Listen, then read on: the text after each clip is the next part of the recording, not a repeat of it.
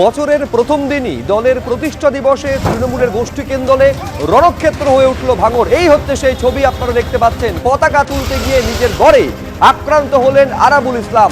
ভাঙড়ের প্রাক্তন তৃণমূল বিধায়কের গাড়ি লক্ষ্য করে ছোড়া হলো ইট, ছোড়া হলো পাথর। ছবিটা দেখুন একবার। আপনার ফ্ল্যাগ পেস্টিংগুলো ছিঁড়ে নিয়ে চলে যাওয়ার অভিযোগ।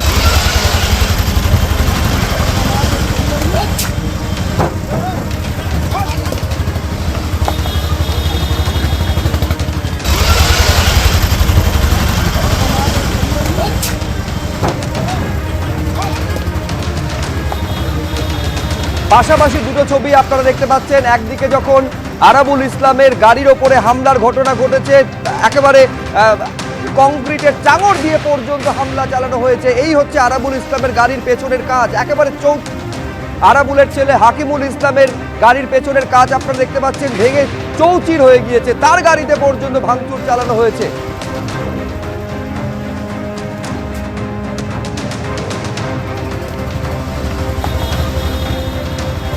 এই ঘটনা ঘটছে তৃণমূলের প্রতিষ্ঠা দিবসের দিন, বছরের প্রথম দিনে।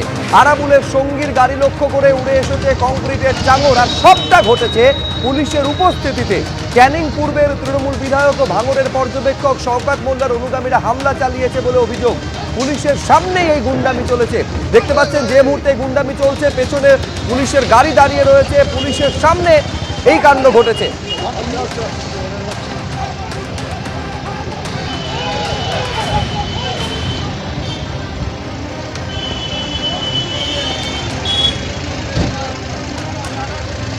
আর এই পুরো ঘটনা ঘটানো হয়েছে পরিকল্পনা করে। শওকত মোল্লার উপস্থিতিতে হামলা হয়েছে বলে অভিযোগ করছেন আরাবুল ইসলাম।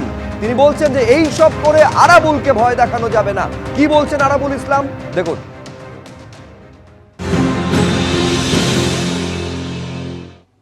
রাস্তার জামে গাড়িটা আটকেছে, হয়তো সেই কারণে আমার গাড়িটা ভেঙেছে ওরা।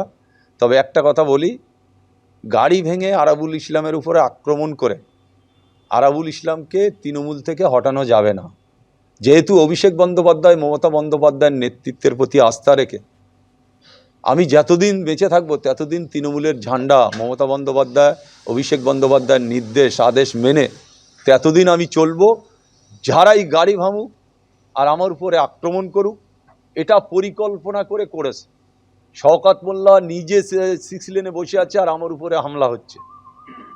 শওকত মোল্লা নিজে 6 লেনে বসে আছে, আমার উপরে হামলা হচ্ছে। শওকত মোল্লার নির্দেশে কয়েকজন কুখ্যাত সমাজবিরোধীরা আমার গাড়ির উপরে আক্রমণ করেছে। আমি আবার বলছি, আরাবুল ইসলামের উপরে আক্রমণ করে কিছু হবে না।